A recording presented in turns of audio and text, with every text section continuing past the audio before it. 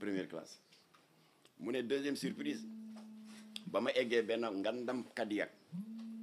yi homme d'affaires yi milliardaires yi yor ñu ne mu ne moo ma jël si ak chauffeur yóbbu ma ci hôtel de luxe yi gën a luxe ca Dubaï chauffeur bi nag yëkkati benn carte de crédit nekki patron bi sa rendez-vous ak moom suba la mais en attendant jox na la benn effectivement le lendemain chauffeur ba jël si ko ba mu ñëwee waa ji était seul dans son salon célibataire la milliardaire bien habillé waaye boo leen gisee ak seen jàllaba yu rafet yeeg égal yu ñuul yi ndeysaan da ngay defee ne ay sëtu yonent bi lañ c'est des vrais pervers sexuels waa ji ne ko soxlaawuma la rapport sexuel soxlaawuma la joteeg yow ci lal bi soxlaawuma la dara si kanam tuuti damay naan benn laxatif masalan seere wala constipation ku mu dal xam ngeen ne pharmacie boo dem dañuy laal jaay laxatif bu ko defee bu defee FM 15 minutes après da ngay tëdd fii ma jonkan sa kaw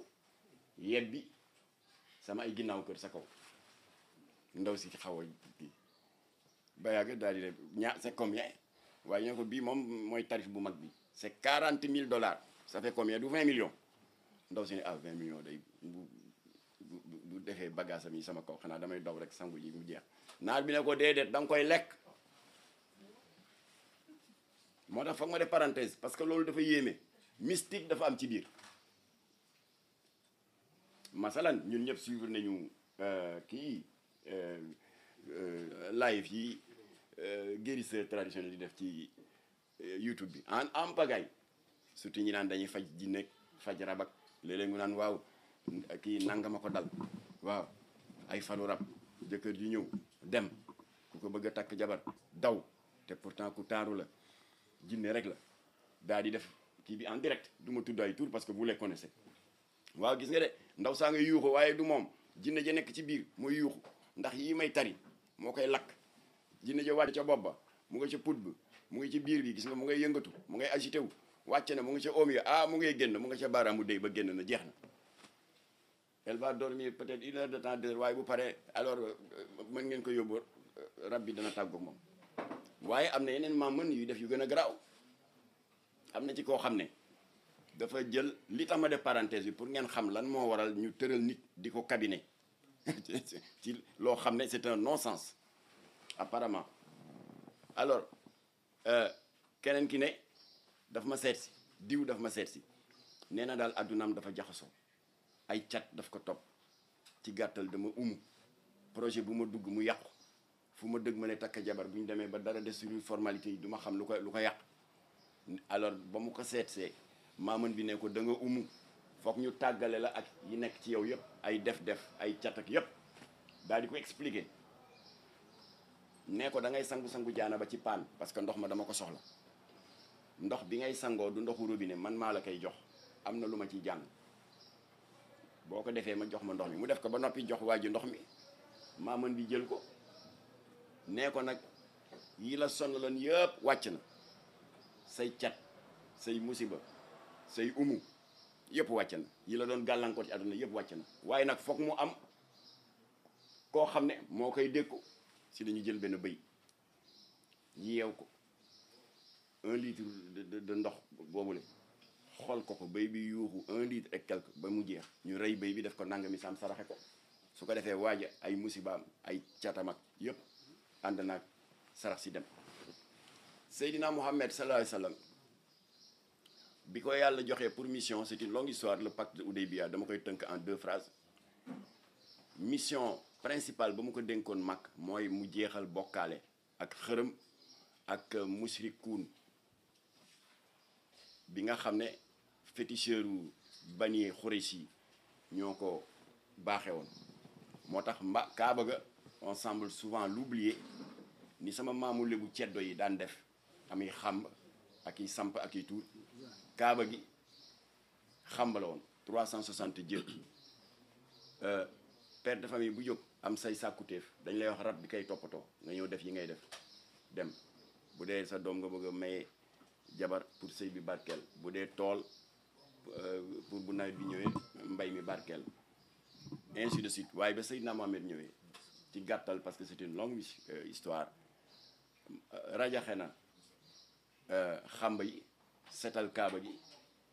suratul ixlaas daal di wàcc la sourate de l'unicité de Dieu xul waxal allahu ahad yàlla kenn la allahu samad lam yalid walam yulat jurul kenn te kenn juru ko walam yàkkun lahu kufuwan ahad fii ba àddina di tukki kenn du ko mën a diir mbagg bokkaale jeex mag drapeau l'islam samp fa shahadaat yi di jib nit ñi di tuub di ko ñëw di fekk si ashhadu an la ilaha illallah wa ashhadu anna muhammadan rasulullah l'islam samp waaye nag ceddo yi xërëmkat yi jabarkat yi nga xam ne dañu dem jaxasoog seytaane ba mu foor te mënuñoo dékku loolu leeru l'islam dañu gàddaay génn màkk des milliers daal di tasaaroo dans toute la péninsule arabique ñii dem Koweït ñii daw nañ dem Irak ñee nga Iran ñee ngi dans les Émirats arabes unis te Dubaï am ci lu bari lu mu jël ñooñu nag ba léegi dañuy liggéey avec des milliardaires di leen gérer seeni affaires ak seeni relation d'affaires waa ji ne ndaw si kon su ma naanee laxatif bi da ngay tëdd ma yebbi la affaire mu ne bu ma paree sangu mu ne ko non da nga koy lekk effectivement noonu la mujjee demee ndaw si lekk ko avec beaucoup de dégoût waaye nee na ba mu paree waa ji dafa jël téléphone nee na dégguma li muy wax ndax arabe la waaye dama am njort ne dafa mel ni dafa am ku muy rendre compte di ko wax ne nanga ma ko santé defee naa ko noonu ndaw si nag encaissé na $40,000 ça fait quand même 20 millions de francs CFA waaye ba mu ñibbee beneen sœuram jël le relais parce que moom elle était prise par l'émotion que jooy sœur bi ne ba mu ñibbisee 4 mois 5 mois après parce que lu ne daj nañ ko ndax wéradi la fa jëlee et puis c'est normal parce que loolu ñi nga xam ne suñu maam yi bañ nañ ba tuddee ko ginnaaw kër parce que chance bii ñu am ñun ñi bokk jamono am des toilettes modernes dans les chambres dans les couloirs amul woon ñoom da nga daan dem ca ginnaaw kër ga moo tax ñu tuddee ko ginnaaw kër tubaab bañ na ko ba ne les excréments humains sont porteurs de bactéries et de fortes concentrations de microbes waaw nga ne dama fa jëlee jàngoro dama fa jëlee wéradi nooy def ba doo fa jëlee wéradi foog nga jëlee fa wéradi kay rawatina naar bi ba mu yebbee ko sa kaw ba nga lekk ko ay ayibam ay catam ay musibaam ay umoom ay rabam ak yi jàngoroom jëlee na ko ci jëmmam moom mu set wicc mu toxal ko ci sa jëmm loolu jar na 1 milliard jaru ko amul ku fa jóge nekk en bonne santé ndaw si wéradi googu topp na ko ay weer te muy ndaw soo xam ne wax dëgg yàlla dafa set elle est très coquette très soigneuse d'elle-même waaye sërëm ne na malgré ça fu mu la romb ci biir kër gi di xeeñ cabinet c'est-à-dire yaramam ak ñaxam moo doon gilli xeetu loolu mu lekkoon lu ko fi jar alors ni mu mujjee daal faj nañu faj muy dafa ñàkk ba kenam kon nag ci gàttal mënuñoo nettali lépp parce que le président Macky Sall jox naa ko tous les éléments et qui sont vérifiables d'ailleurs ci gàttal et je fais une parenthèse m'adresser ak ñi jot a mucc qui commençait à subir l'attrait de ce voyage satanique là pour dem Dubaï ma di leen xamal ni nit dem na fa jële wéradi gu tee wér ba nga mujjee ñàkk sa bakkan am na ku fa jógee am dépression bi yéeg ba jural ko des tendances suicidaires c'est une Ougandaise gis ngeen vidéo baa ngi def le buzz dans les réseaux sociaux nu mu mujj def yéeg 7e étage moom ndoolul de elle a gagné des dizaines de millions waaye nekkatul nit dépression cauchemar di tiit guddi di yuuxu di maigrir amatul appétit 7e étage la jógee tëb daanu dee xaru lu ko fi jar kon na ngeen xam ne du waaw damay lekk ay ginnaaw këru naa rek après 20 millions di déedéet est-ce que sa bakken dana ko fekke alors donc loolu moo tax lii xew Dubaï comme je l'ai dit au président Macky Sall c'est 10 000 fois plus grave que le trafic de migrants bi daan am Libye parce que boobu dañ leen di trafic dañ leen di jaay ñu nekk ay jaam di liggéey ci toolu mboq yeeg toolu dugub yi fii dañ lay ñëw dugal la ci dans du fétichisme meurtrier alors kon nag ba ñu waxtaanee ba pare ginnaaw bi ma ko tënkalee lii ma leen tënk wax ko suñu disponibilité liggéey ak état pour mën a sauver ña fa tag parce que je viens de le dire et je le répète tiktokeuses yi influenceuses yi benn animatrice rajo benn chroniqueuse u télé 11 miss yi itteeluñu ñooñu c'est pas des victimes c'est des complices du Kaka gang de Dubaï ñi ñi itteel mooy ñi ñi nax ay intermédiaires yi gis leen de braves jeunes filles de braves jeunes garçons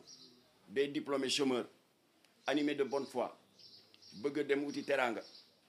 daan seen doole teral seen njaboot ñu nax leen yóbbu leen ñu dugg dans ce guêpier là ba mënatuñ ci génne ba ñu nangu seen passeport teg si ñooñu lañu moo tax sama waxtaan ak Macky Sall la yàgg parce que il faut ñu wuta pexe pour sauver leen bëgg nañu ñibbisi mais amatuñu passeport employeurs yi nangu nañ passeport yi bëgg nañu ñibbisi mais amatuñu contact ak seen famille ndax dañ leen di tere téléphoner ñooñu il faut que état bi sauver leen ay doomu réew mi lañ l'état n'a pas le droit de les abandonner c'était ça qui explique la durée de notre entretien parce que dama doon wax ak moom di ko joxale ay preuves alors bu ko defee ñu ngi dégg ci réseaux sociaux yi ginnaaw bi ma président recevoir ñuy naqarlu piège bii ñu tendre ay doomu réew mi toroxal leen nangu seen passeport couper leen seeni relation ak seen mbokk maa ngi dégg ay ñu naan ku dem Dubaï sa affaire la yoonu état néew ci yooyu da ngeen koy wax tiktokeuses yi ñaari rappeurs yooyu influenceuses yi ak miss yi nga xam ne du ñu ay victimes ay complices lañu loolu ngeen di wax ñu wax leen ko ñooñu man toppatoowuma ñooñu otage yi moo tax ñi téye en otage di leen toroxal di am dañu leen di dóor maa ngi ceeg ay photo jigéen bi dañ ko dóor ba fii neewi parce que lu ñu la sant nga bañ ñu duma la et c'est une parenthèse 2016 amu fi woon le scandale ndeysaan soxna su baax Mbayang Diop qui est condamné qui est dans le couloir de la mort et te xamul kañ lañ koy décapité parce que dañ ko condamné à mort ndax nee nañu dafa rey jàmpaaka am patron waa jàmpaa patron la ko patron bi def ba mu jam ko paaka doo leen ko wax kon c'est pas seulement Dubaï waaye y a des victimes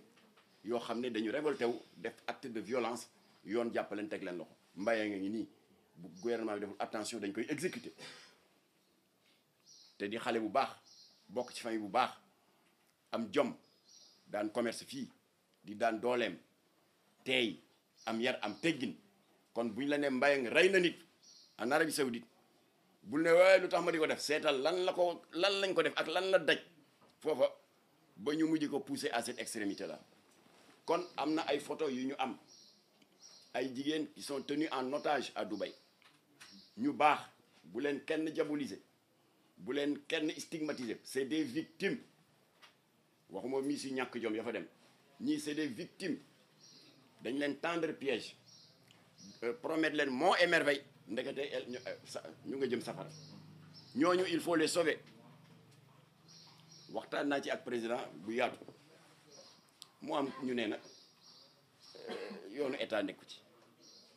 parce que ku fa dem yaa fa yóbbu sa bopp bu ñu fàtte ni jamono bi fi Senghor nekkee ni mu amee visa demande de visa d'entrée dans tel pays nga xam ne da ngay dem ci représentation diplomatique bi ko fa toogal ci dëkk bi def formalité yi ñu jox la visa nga dem jamono Senghor y avait également visa de sortie c'est-à-dire boo bëggee tukki da ngay dem ministre de l'Intérieur am na fiche boo daan remplir foo jëm ñaata temps nga fay def loo fay wut boo demee fooy dal état bi Sénégal ci yooyu la daan sukkandiku jox la visa de sortie wala mu refuser le visa de sortie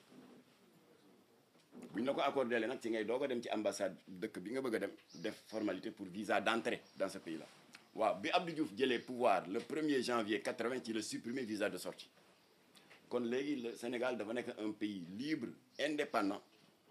dont la constitution consacre la liberté de circulation des biens et des services kon kenn amul droit téye kenn ku bëgg a dem Dubaï loolu moom c'est évident mais on n'a pas le droit di sàggane ña nga xam ne demuñu fa ci seen sago dañ leen piéger foofu la wax ji ne on n'a pas le droit de les abandonner là-bas alors kon nag expliqué naa au président li naataangoom président Cameroun def ba am ñu mu sowe ci ay doomu réewam mooy ndaw soosu ma leen doon nettali sànq te ñibbi 4 mois plus tard muy xeeñ nefere rek ndaw soosu ba mu sonne ci maltraitance te mënul jot kayitam te bëgg na ñibbi bëggul mais waajetee ay kayitam xam nga lu mu def dafa doxal xelam dafa ne comme que la police de l'immigration dañuy def ay ronde tout le temps particulièrement dans telle artère dans telle avenue mu risqué rek ne danaa dem mu ne ba patron bi moment d'inattention patron bi mu profité rek dem la ñu ragaloon moo am mooy ñu laaj ko papier amul papier ñu jàpp ko yóbbu ko dans les structures de détention ñi ñuy jàpp dans le cadre de l'immigration clandestine looloo ko sauvé parce que ba ñooñu xamee ne telle nationalité la dañu jël contact ak ambassade ba ko fa toogal ambassade ba ñëw fekk fa ñeneen sax à part ndaw soosu avertir le gouvernement camerounais président ba jël matuwaay ñu yónni leen ay sauf-conduit parce que amatuñu passeport ay sauf-conduit diplomatique exfiltré leen soowee leen ñu binañ seen dëkk j'ai dit à Macky Sall loolu war yéen mën ngeen ko def ngir yàlla na ngeen ko def parce que ñun jot nañ ay information que am nañu sonn waaye yàlla dogal na ba ma fa jógee lundi le 9 parce que am na ay matuwaay yu mu jël yoo xam ne mënuma ko wax fii parce que affaire état la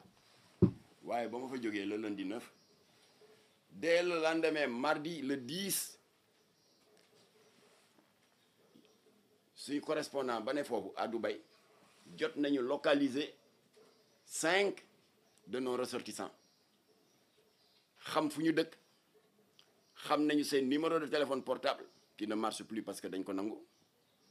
xam seen adresse à Dubaï ak seen adresse à Dakar et qui nous ont parlé au téléphone ndax trouvé nañ moyen ba suñu partenaire ba ne foofu am na kenn wala ñaar ku ma leen paas ma wax ak ñoom nee nañ daal Jamra dimbali leen lii bu fekkee président def na ko danañu sol parce que am na ci ñoo xam ne ils ont été portés disparus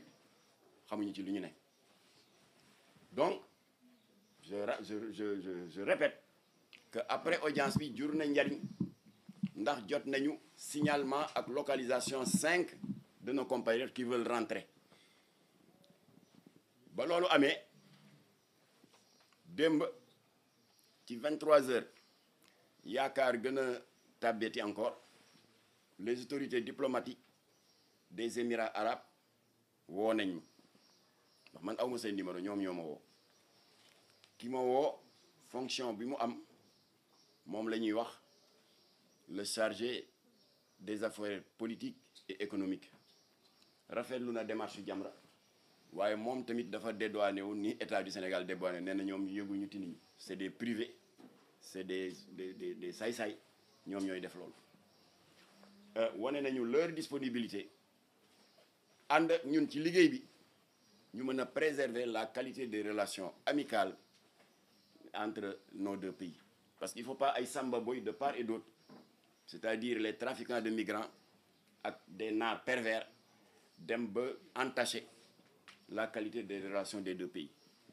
nee na ma ambassadeur bi nee na ambassadeur u Dubaï bi ne fii en fait des Émirats arabes parce que Dubaï dafa bokk ci émirat bi ginnaaw bu la président Macky Sall recevoir moom dafa dem mission ci lu gàtt bu ñëwee bëgg na ngeen toog ma ne ko je suis disponible ñun li ñu amal solo mooy sauver xale yi ne foofu rek mais saay-saay yi fay dem di lekk ngeen baal ma di lekk ay cabinet ñëw fii di tabaxi étage di dawali 4x4 di tiitaru te ñun xam nañ noo ko amee ñooñu itteeluñu ñun victimes yi ñooñu itteel mu ne ma d'accord kon bu ñibbisee dinaa la woo nga ñëw toog ak ambassadeur bi li nga am ci information nga indi ko ñu xool comment on peut travailler Sénégal et Émirats arabes ensemble voilà donc chers amis loolu laa jëlee ci président Macky Sall léegi nag dafa am lu bees 5 yooyu ma leen waxoon léegi bi ma tardé nii pour ñëw jotaat naa ci suñuy correspondant d'autres résultats de leur investigation parce que Jamra lu ñu def dañ koy investiguer am na 7 yu ci yokku kon Jamra a pu localiser 12 de nos compatriotes esclaves naar yi toroxal leen nangu seen i këyit di leen def loolu naka su dul noonu te mënuñu ñibbisi am nañ ci 12 yooyu nag balaa may am audience ak ambassadeur bi maa ngi gis sama benn waaye naan ma waaw dañuy jox liste bi ma ne ko tous laa leen joxul yéen ñi yéen a ma doon laaj liste ñi doon librairie bi doon jaay livre bi ñàkk teggil Seydina Mohamed bu ma leen ko joxoon ngeen dem taal ko rey fa nit ñu ne Jamra la ma ne ko bu ma leen ko joxee lan ngeen ci mën pour def ko ci seen statut Facebook naan hey gis nga de gaa yaa ngi Jamra ko trouvé ngeen toroxal ay nit te dañu am njaboot ami doom ami jarbaat n'est-ce pas ak yu bon yi leen naar yi doon defloo dégg nga yàq deru jàmbur tas ay njaboot du ma ko def liste bi ki ma koy jox ci parce que il faut que je respecte mes engagements waxoon naa Macky Sall ne lu ma ci am ci information ci sa loxo laa koy teg parce que ñooñu ñi leen mën a sauver bu ñu ñibbisi c'est pas les réseaux sociaux yow mi yore pouvoir de décision bi la yàlla dénk te nga utiliser woon pouvoir de décision ñu xotti livre Hela Wardi bi doon saaga yonent bi nga utiliser ko woon ba jox injonction Alioune Sarr mu def arrêté ministériel en date du 18 septembre 2015 ñu interdire Jakarta salañ namp bi comme que yow la yàlla dénk boobu pouvoir kon liste bi yow laa koy jox kon nag incha allah président Macky Sall balaa fin de semaine di nga jot les 12 sénégalais waaye ëpp nañ ko de waaye loolu la Jamra jotoo localisé li ci des yéen état ngeen eggali ko waaye en attendant ñii mën nañ leen sauver léegi nag je termine par un petit conseil pour suñu sœurs yi suñu doom yi suñu jarbaat yi et qui seraient tentés par la destination touristique de Dubaï mooy da ngeen defee ne photo scandaleuse yi ngeen gis ci réseaux sociaux yi di wane jigéen ñi di def lu bon loolu leen naar yi jonkon di def loolu seen gémmiñ da ngeen defee ne jigéen ñooñu ñoo ko génne nit am na matadi gu day ni ñu toroxal la même bu doon ay milliards nga ci am sa moroomu doomu aadama tiim la di wàcc ay neferem ci sa gémmiñ nga di ko lekk sa kanam feeñ nit am na matadi bu day noonu naan damay wut buzz xaaral ma génne ko ci réseaux sociaux yi yenn wul maanaam xam nga ñu ko génne naar yi surtout féticheurs yi ñiy travaillent avec des féticheurs parce que c'est pas des féticheurs c'est des milliardaires hommes d'affaires qui veulent faire fructifier leur argent mais di ko jaarale ci xam-xam bu ñuul ñoom boo jëflanteeg ñoom par exemple en 2020 wala 2021 mu baaxoon ci ñoom lool seen sëriñ ne leen da ngeen ko war a tonlantiwaat ci 2022 au lieu ñuy defaat ay contacts di jaar ci ay intermédiaires les trafiquants de migrants mu nar a gudd mais dañuy jël seen agenda tubaab nee na on ne change pas une équipe qui gagne daal di xool ku ma sa jëflanteeg ñoom ñu woo la ah diw ah vous allez bien c'est monsieur Ndang mu ne waaw mais vraiment il faut revenir parce que mu ne ah loolu wu baax na man kay nangam ñu ne ah boo ñëwul ñu génne photo yi voilà comment ça s'est passé parce que saal ba ñu doon defee yu bon yooyu xam nga ku jigéen ki amul benn copine wala mbokkam bu mu indi naan bu may def loolu kay filmer amul naar yi ñoo koy filmer wu denc ko gànnaay comme instrument de chantage pour le futur di nga ñëw wala doo ñëw nga ne non parce que rek mu ne boo ñëwul day dans 48 heures dinaa la yónnee billet première classe tout waaye boo ñëwul danaa ko génne ñëwoo ñu génne ko yëf yi tasaaroo ba tax na gis ngeen ko yéen on l'a vu nous tous te on félicite Camille Makosso qui a fait un extraordinaire travail te nañu sant yàlla nous sommes pas les seuls à avoir été embarqués dans cette galère diabolique et démoniaque alors li mu jur moo di il y a 6 pays africains qui sont impactés par ce commerce de la honte mu di Mali laissez-moi une petite seconde parce que dama ko jàppul par cœur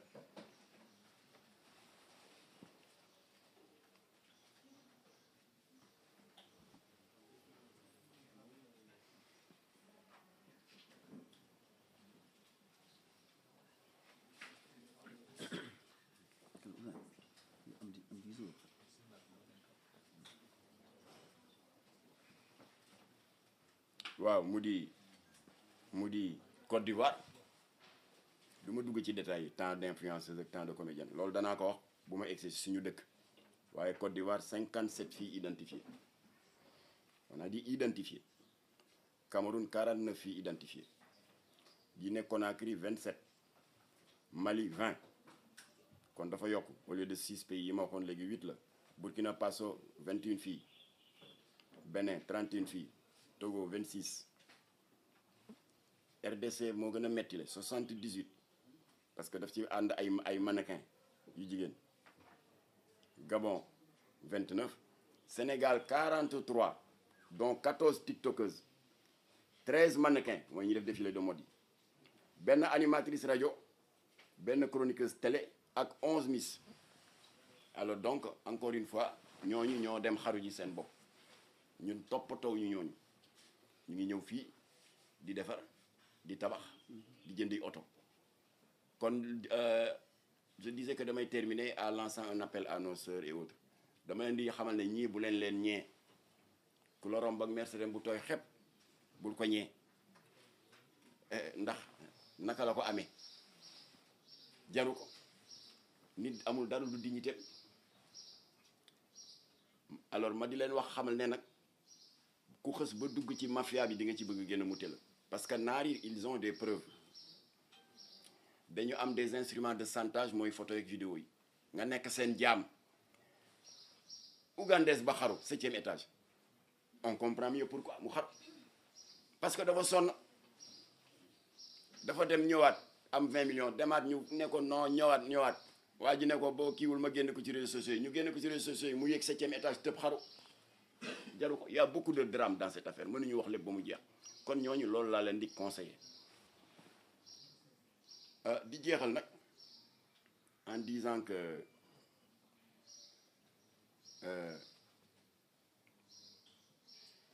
dem di bëgg a daani sa doole à l'étranger lu noble la parce que la ngay wuti wóor na ma ne bu amoon fii doo dem kon ñu am jom ñooy def loolu ñii ñu lalal ndëgg sa rëq itam personne ne peut les condamner dañu daanu ci piège ndax bu amee intermédiaire bu la wax Dubaï lee nga fa opportunité bee nga fa